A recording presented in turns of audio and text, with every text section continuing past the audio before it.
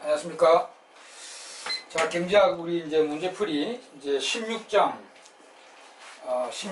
국제경제학에 이제 들어가겠습니다. 이제 마지막 장이죠. 예. 올해 이제 요번엔 40강인데 국제경제학 한번 들어가 보겠습니다. 자, 국제경제학 이제 3번부터 들어가겠습니다. 16장 국제경제학 3번 문제. 자, 3번은 이제 한국이 미국에 자동차를 수출하고, 자동차는 이제 한국이 수출국, 미국으로부터 농산물은 수입한다. 그래서 농산물은 우리나라가 수입국. 다음 중 틀린 것은 있어요. 자유무역 한다면 한국과 미국이 이제 FTA 협정해서 이제 우리 자동차를 수출하고 농산물은 우리가 수입하겠죠. 다음 중 틀린 것은 밑에 보니까 보기들 보니까 미국의 농부들은 무역을 함으로써 이익 보고 뭐 한국의 농부들은 손해를 본다 뭐 이렇게 쭉 나와 있어요. 누가 이익 보고 손해 본다. 뒤에도 뭐 쭉 나와 있어요. 그러니까 우리 기본 이론에서 이제 공부하시는 게 뭡니까? 우리 기본서에 보면은 우리가 이제 그 쇠고기, 미국의 쇠고기를 수입하는 나라로 가정하고 뭐 잉여 변화, 누가 유리하고 누가 불리하고 이런 걸 참 다 우리가 분석해 드렸죠. 그래서 그 농산물 이제 우리 수입국이 이제 책에도 우리 기본서에도 이제 우리가 수입하는 나라로 해서 분석이 됐습니다. 그러니까 농산물은 우리가 수입국이니까 한국의 농산물 가격, 미국의 농산물 가격은 낮겠죠. 그래서 미국은 수출국, 농산물의 수출국, 한국은 농산물의 수입국이 됩니다. 그렇죠?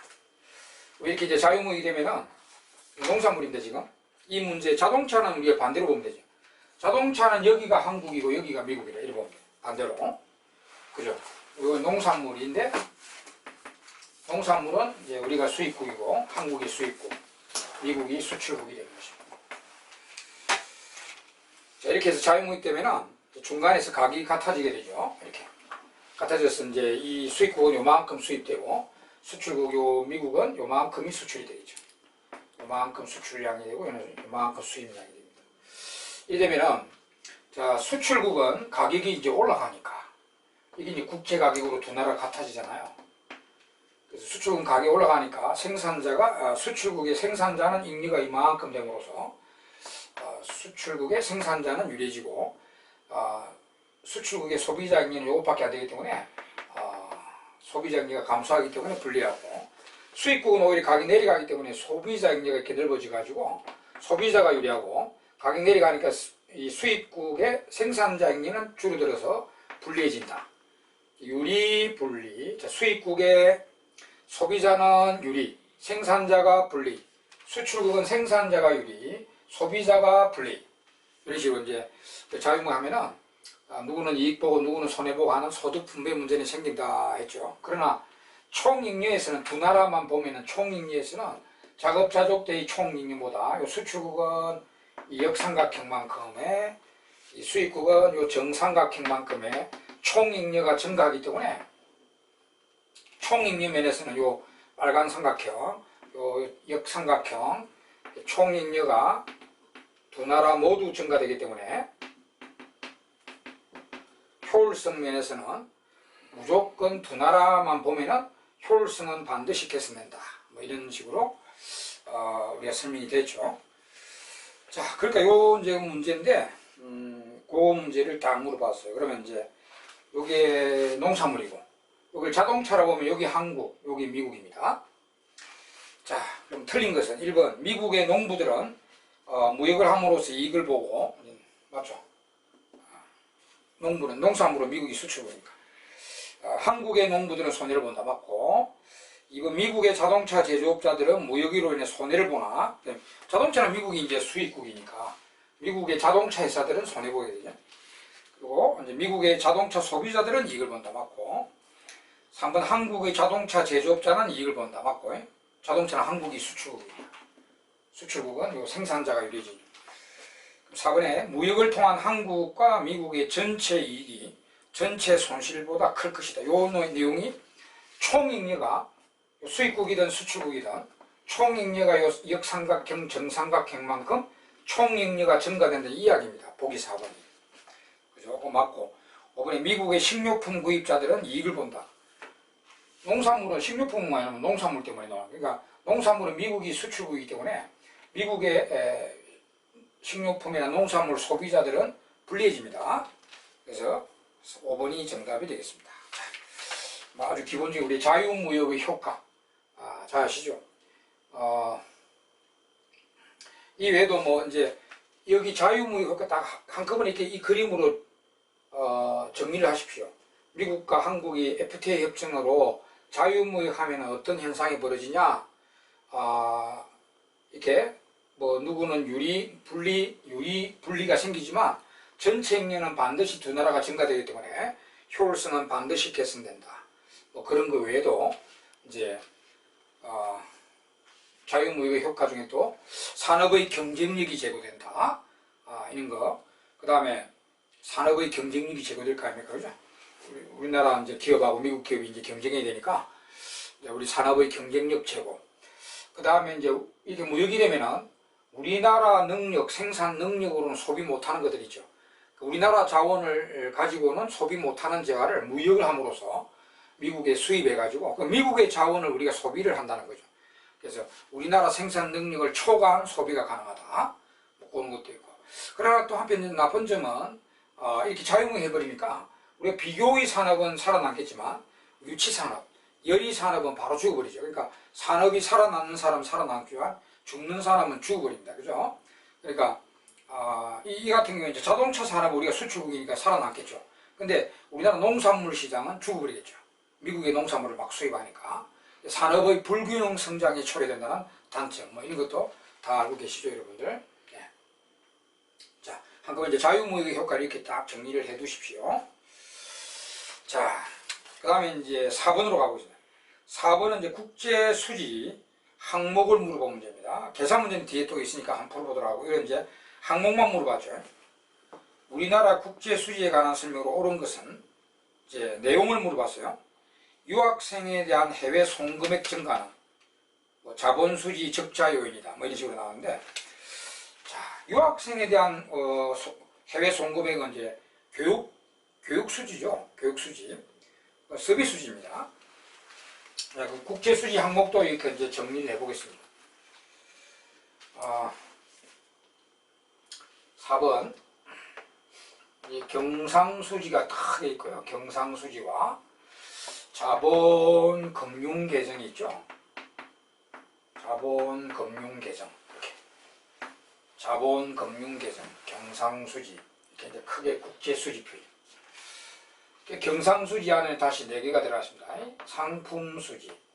수지는 생략하겠어요. 그 다음에 서비스수지. 그 다음에 이제 본원소득수지. 그 다음에 이전소득수지. 이렇게 4개가 형성되어 있죠. 자본금융계정 말 그대로 자본수지. 그 다음에 금융계정. 이렇게.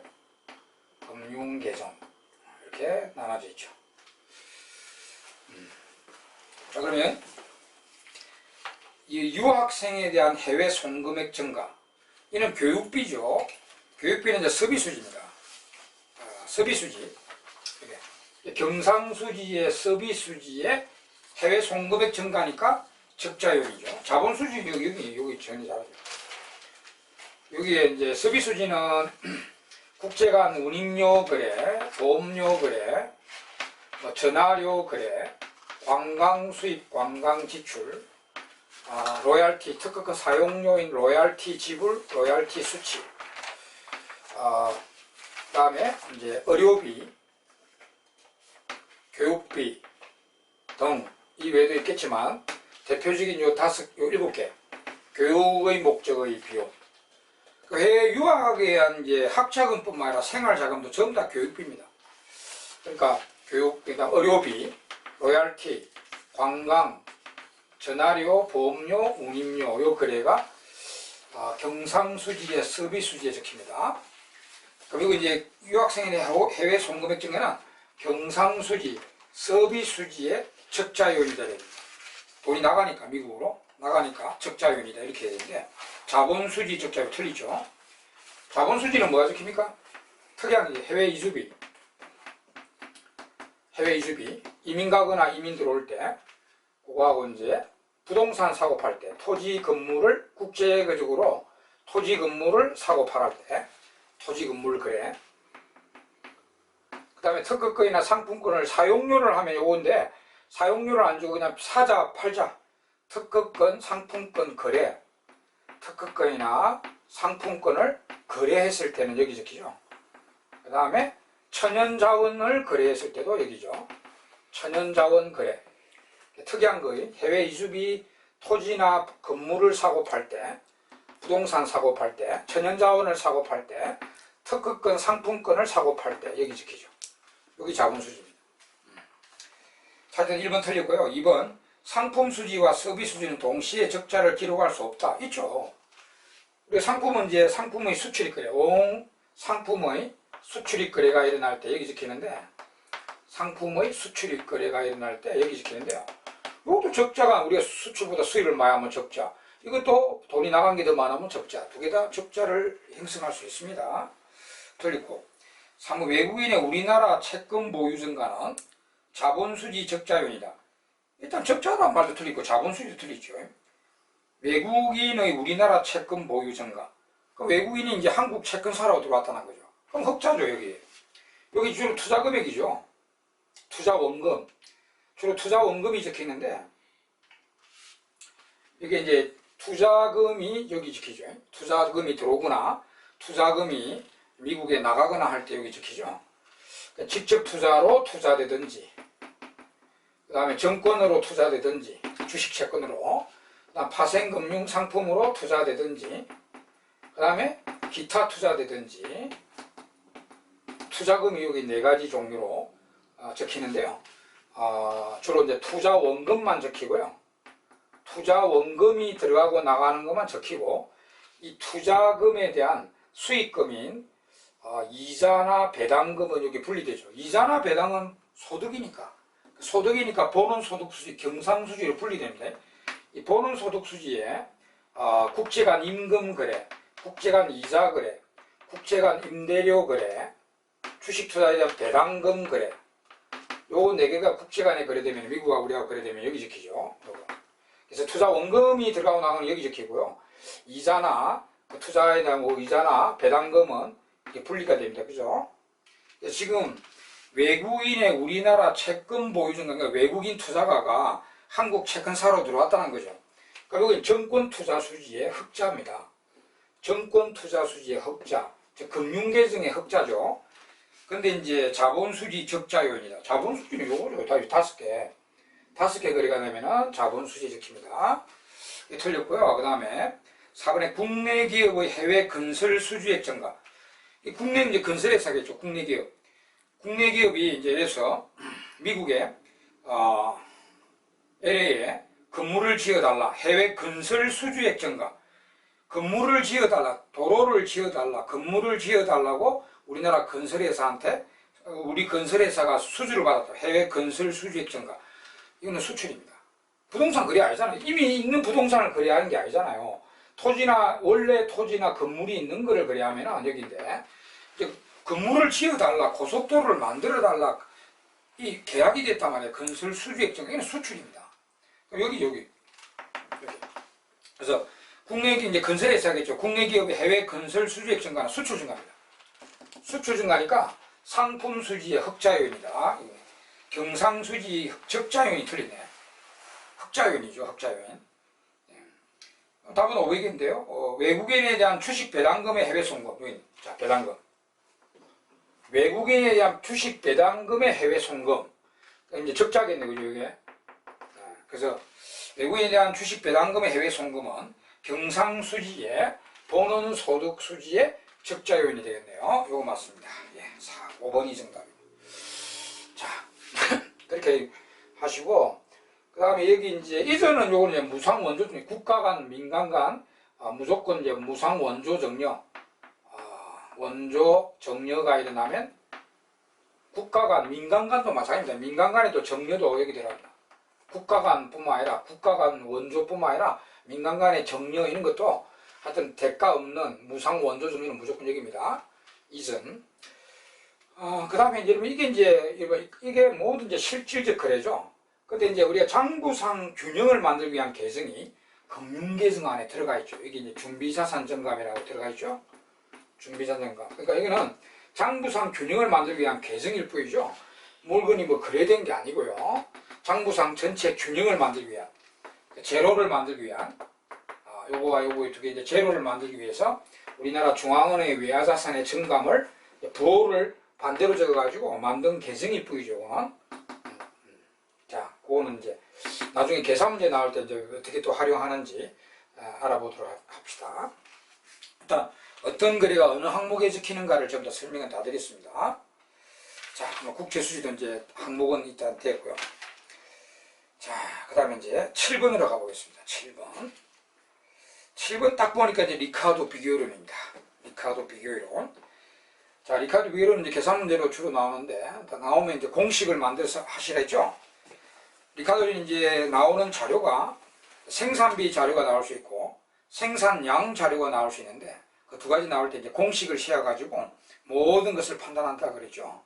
그럼 일단 요 7번은 A국엔 쌀 1톤을 생산하기 위해 노동 50단위, 딱 생산비 자료죠. 쌀 1톤을 만들기 위해 노동 50단이 필요하다. 공작기계는 노동 80단위가 필요하다. 이게 생산비 자료 나오죠. 생산비 자료 나오든 뭐 생산량 자료가 나오든 하여튼 두 가지 형태로 출제가 되는데, 나오면 무조건 공식을 만들어서 판단하죠. 요거 지금 제 7번에 보면은 이렇게 이제 나와 있어요. 이렇게 표를 만들어 보면은 A국은 쌀 1톤을 만드는데 노동 50단위가 필요하다. 생산비입니다. 공작기계에는 노동 80단위가 필요하고, B국은 쌀 1톤 생산 노동 100단위가 필요하고요. 그 다음에 이제 공작기계는 노동 120단위가 필요하다. 이렇게 됐어요. 생산비 자료입니다. 생산비 자료. 생산비. 노동 몇 명이 필요하다. 노동 시간이 몇 시간 소요된다. 하나 만드는데. 그리고 이게 바로 가격이 나오기도 하죠. 생산비는 바로 가격이니까 가격이라고 봐도 되죠. 이렇게 될 때 이제 물론 절대 우위는 A국이 다 있네. 자, 쌀을 A국이 절대 우위 있고요. 또 기계도, 공작 기계도 A국이 절대 우위가 있습니다. 절대 우위는 뭐 A국이 두 지야 모두 절대 우위가 할 수 있는데, 비교위는 공식을 만들죠. 공식이 반드시 두 지하의 상대 가격비죠. 쌀 가격과 공작 기계 가격비. 이렇게 요게 이제 공식이죠. 공식인데, 요걸 이제 A국 만들고요. B국 만든다 이거죠. A국 만들고 B국 만든다. 그죠? 근데 일단 생산비는 바로 대입이죠. 여기 바로 가격이니까 우리 가격비가 공식입니다. 가격비가. 그러니까 이 숫자 자체가 바로 가격이라. 그래서 바로 대입시키면 되잖아요. 그죠? 그래서 A국의 쌀은 50원, 기계는 80원, B국은 쌀은 100원, 기계는 120원 이렇게 해서 이제 부등호 파괴해가지고요. 부등호 파괴 여기 크네, 그죠? 그러니까 큰 나라, 부등호가 큰 나라는 분모제, 공작기계, B국은 공작기계 비율이, 이 부등호가 작은 나라는 분자재, 쌀의 비교를 가진다. 여기 크죠? 그죠? 120분의 100이 크죠? 80분의 50보다. 여기 큰 것 같은데? 그죠? 그래서 부등호이 나오니까 분모제, 분자재. 이렇게 비교가 있다 하고요. 그리고 서로 이렇게 무역이 된다는 거고. 그리고 이제, 이걸로 다 하는 거죠. 여기 또, 각 나라의 쌀의 기회비용이 다죠. 그래서 쌀의 기회비용. A국에 쌀 1톤 만들 때 공작기계 포기하는 양은 8분의 5톤이고요. 8분의 5되고, B국은 쌀 하나 만들 때 포기하는 공작기계는 12분의 10 이렇게 120분의 100인데 공식량은 12분의 10대. 요게 이제 쌀의 요 분자가 기준이죠. 쌀의 기회비용들입니다. 쌀의 기회비용이 낮은 나라가 A국이고, B국의 쌀의 기회비용이 높은데 이제 B국은 오히려 공작기계의 기회비용이 낮죠. 그리고 서로 이때가 무역을 하게 될 교환 조건의 범위는 요 사이죠. 이것도 이제 쌀 하나와 쌀 1톤과 공작기계 8분의 5대에서 12분의 10대 사이. 이렇게. 하여튼 항상 이 분자가 요 기준으로 잡힙니다. 기회비용을 말할 때도 쌀이 기회비용, 쌀의 기회비용. 그리고 교육 조건 이야기할 때도 쌀이 한 대, 쌀 하나와 공작기계 8분의 5에서 12분의 10대 사이. 요 사이에서 이렇게 교육대가 서로 이득이 나고요. 그리고 이제 무역이 자유무역이 되면은 요 두 나라의 가격비가 요 중간에서 같아집니다. 그게 균형 교육 조건이죠. 요 중간에. 그러니까 A국은 무역이 되면은, 자유무역이 되면은 가격비가 올라가고 B국은 요 가격비가 내려갑니다. 그래서 중간에서 가격비가 같아지게 됩니다. 그 가격비가 균형 교육 조건이 되는 거죠. 그런 식으로 이제 우리가 이론에서 다 공부하셨잖아요. 그죠? 네. 예, 그래서 이제 보기를 읽어보면 7번의 옳은 설명은 이랬죠. 자, 1번 A국은 쌀 생산 및 공작기계 생산에 모두 비교. 비교인은 두 지하에 모두 비교에는 있을 수 없는 일입니다. 비교인은 무조건 한 지하입니다. 절대오인은 요 A국이 두 지하 모두 있을 수 있는데, 비교인은 무조건 어느 한 나라가 한 지하에 있습니다. 그래서 1번 틀리고 3번도 틀리네. B국은 쌀과 공작기계 모두의 비교. 이건 뭐 1번, 3번 다 틀렸습니다. 그리고 2번, 4번이 이제 기계비용 이야기 했는데, 공작기계 기계비용으로 하죠. 2번도 공작기계 기계비용, 4번도 공작기계 기계비용. 그래서 우리 책의 이제 해설은 공작기계를 분자에 올려놨어요, 제가. 어차피 보기에 공작기계 기준으로 물어봤잖아요. 그럼 요걸 우리가 이제 제가 설명하고 있는 거는 쌀이 분자에 잡혔으니 쌀이 기준 잡힙니다. 쌀의 기계비용입니다, 이게. 그래서 해설하고 좀 반대로 되어 있는데, 이게 굳이 책의 해설대로 안 해도 됩니다. 책의 해설은 이제 보기 좋게, 보기에 공작기계 기계비용을 물어봤기 때문에 책의 해설은 공작기계를 분자에 올려놨죠, 제가. 그렇게 안 해도 돼요. 여기 쌀이 먼저 나오고 기계가 먼저 나오니까 이런 먼저 나온 거를 분자에 잡으면 돼요. 그러니까 내가 알면 되잖아요.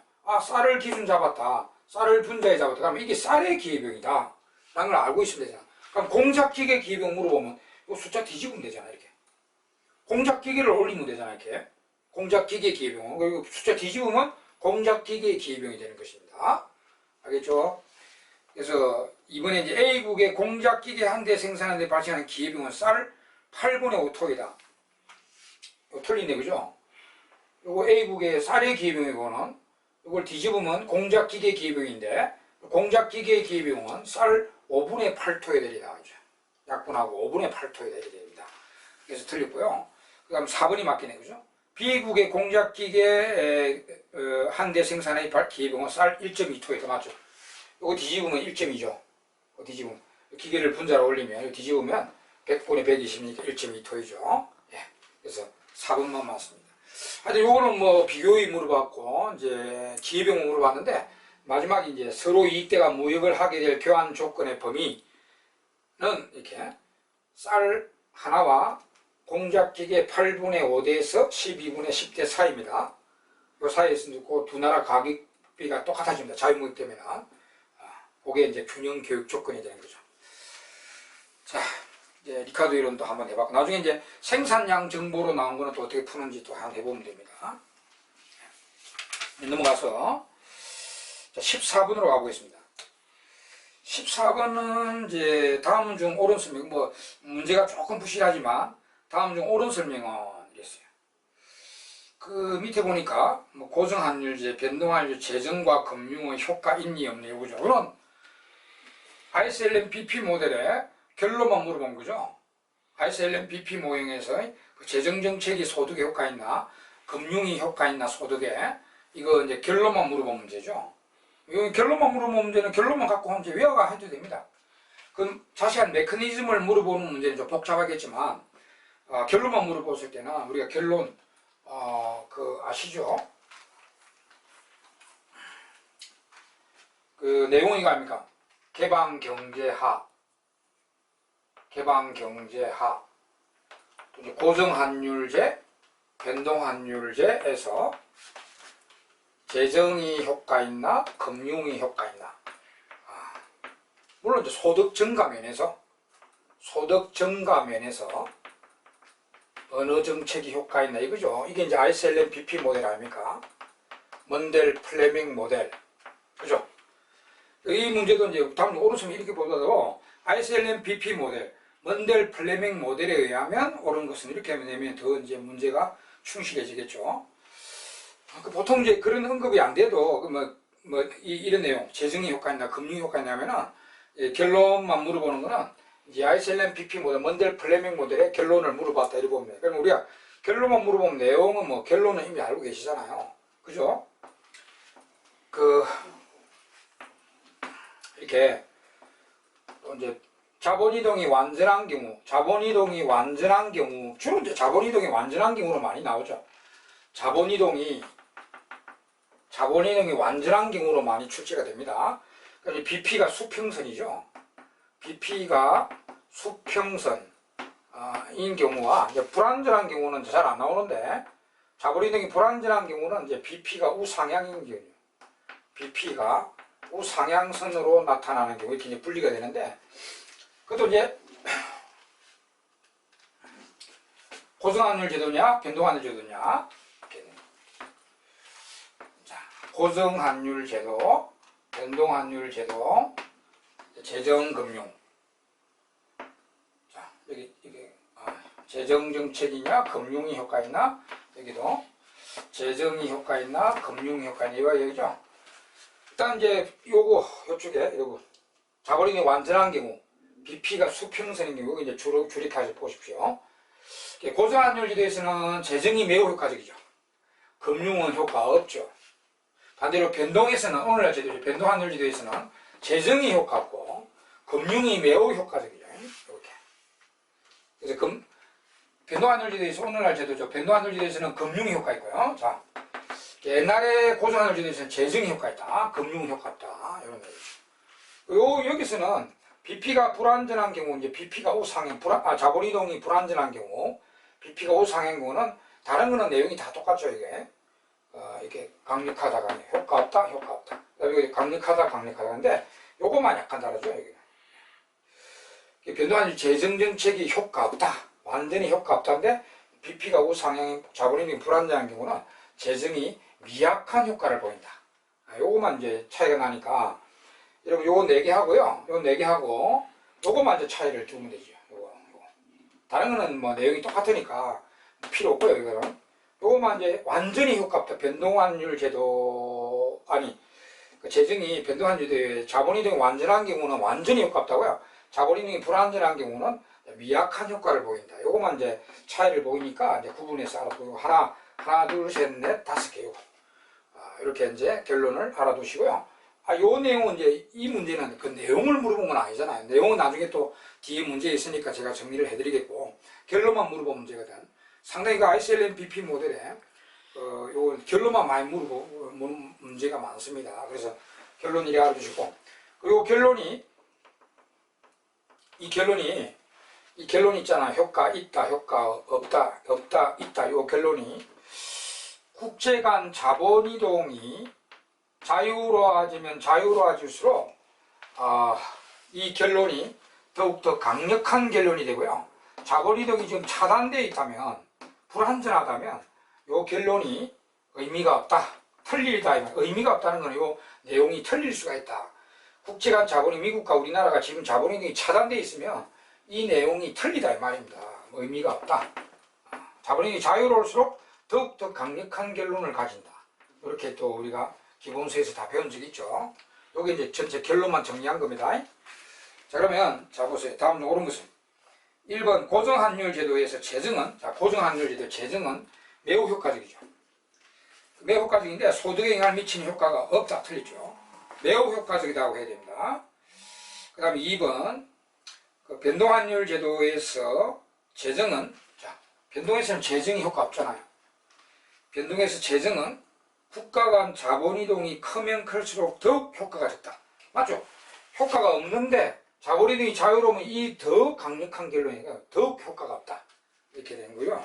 2번은 맞네. 답이 2번이겠네요. 그죠? 3번의 변동제에서 국가 간 자본이동이 적을수록 금융은 효과적이다. 자, 물론 변동에서는 금융이 효과적인데, 변동에서 금융이 효과적인데요. 그 중간에 자본이동이 적을수록 차단될수록 했잖아요. 차단되면은 국제적 자본이 차단되면 요거 의미가 없다, 틀리다 이 말입니다. 이제.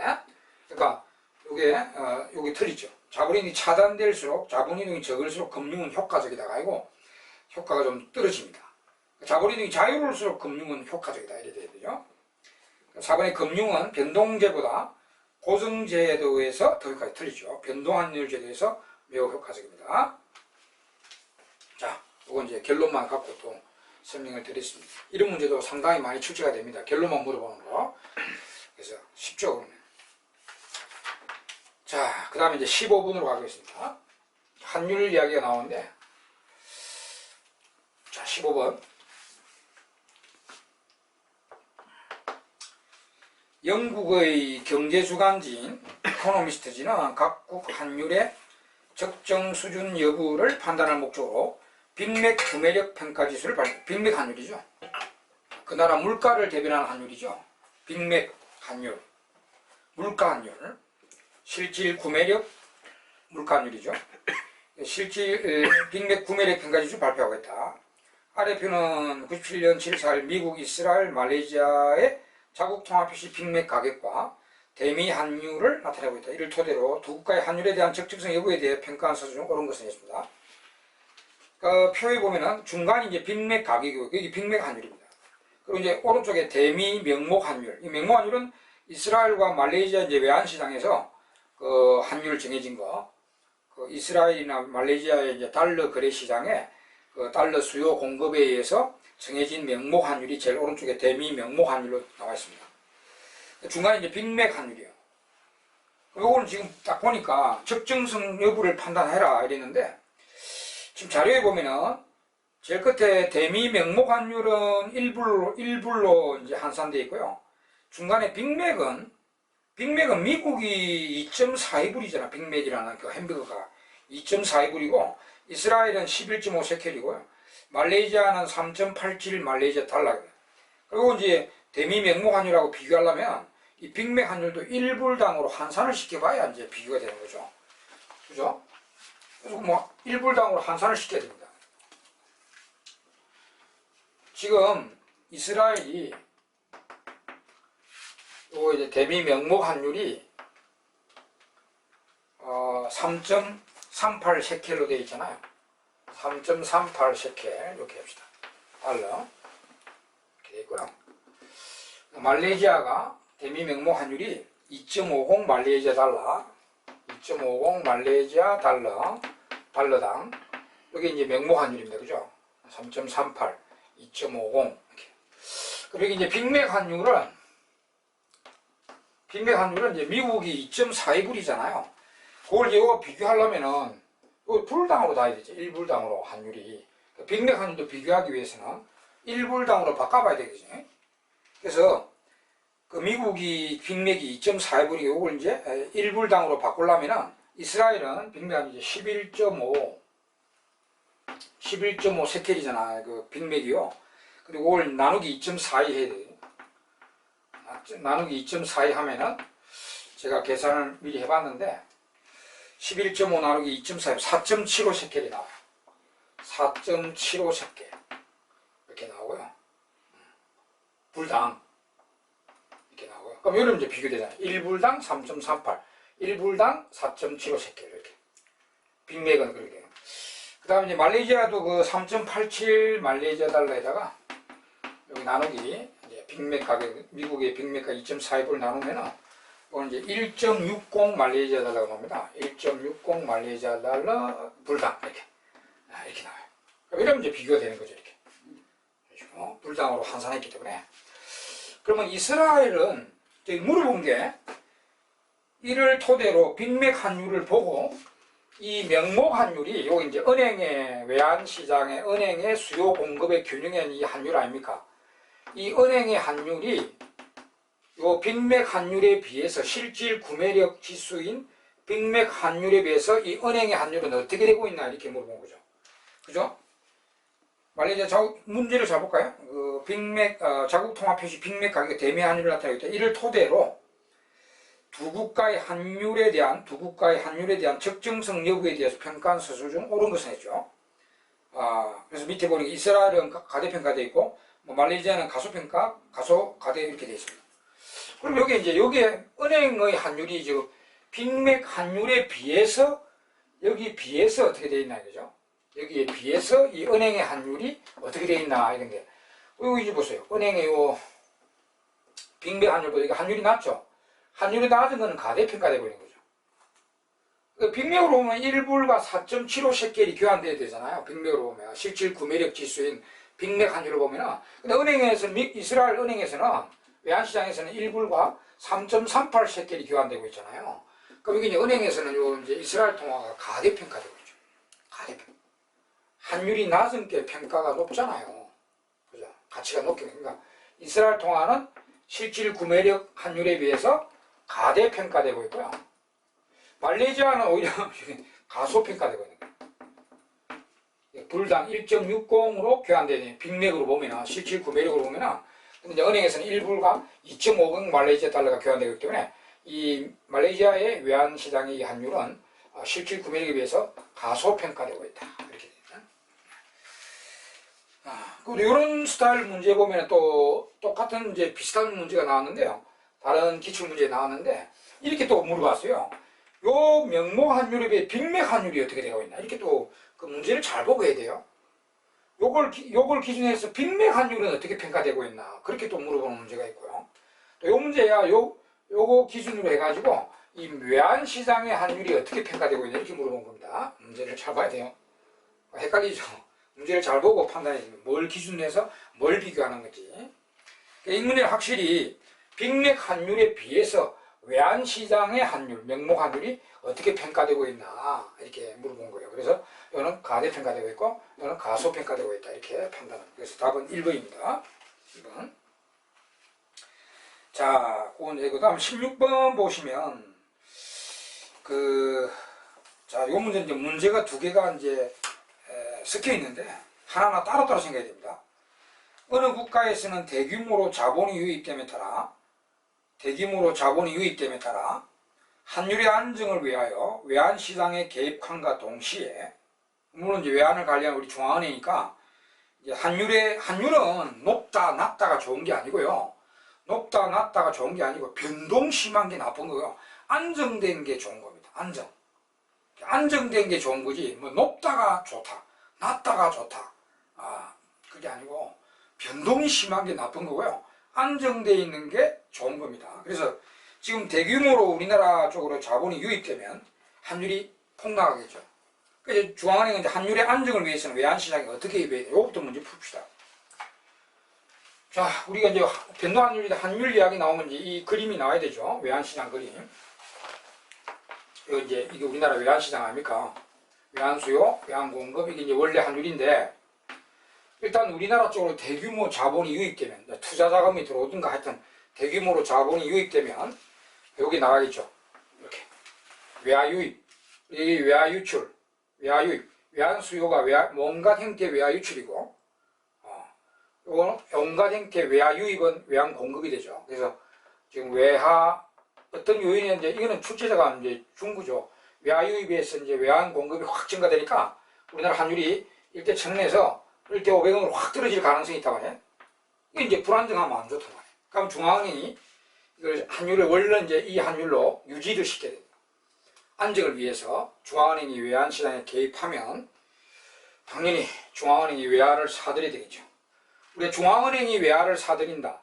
중앙은행이 외화를 판다는 산다 판다 그대로 생각하시면 되겠죠. 그래서 중앙은행이 외화를 시중에 많이 들어와 있는 외화를 사들이면 이게 외환 수요가 늘어나가지고 환율이 안정되겠죠. 일단 첫째 문제의 답은 중앙은행의 외화 매입입니다. 외화의 매입, 그러니까 1번하고 2번이 답입니다. 외화를 매입시켜야 환율이 이렇게 내려가는 것을 이제 안정시킬 수 있는 거고요. 그 다음에 이제 동시에 통화량 변동을 상쇄시킬 목적으로. 당연히 이제 중앙은행이 외화를 사들이면 원화는 풀릴 거 아닙니까, 밖으로. 그래서 통화량 증가가 될 것입니다. 외화를 사들이니까 원화는 밖으로 풀릴 거 아닙니까? 네, 그죠? 그래서 통화량이 증가됩니다. 그럼 통화량 증가는 또 물가 상승을 야기하고 인플레를 야기하고 이렇게 화폐가치 떨어지게 만드는 이게 문제라. 그럼 이걸 통화량 증가될 거예요. 통화량 변동을 상쇄시킬 목적으로 공개시장, 이걸 이제 상쇄시킨다. 이걸 상쇄시키려면 통화량이 축소되도록 해야 되고, 이제 외화를 막 사들이니까 환율 안정을 위해서 외화를 중앙은행이 사들였다.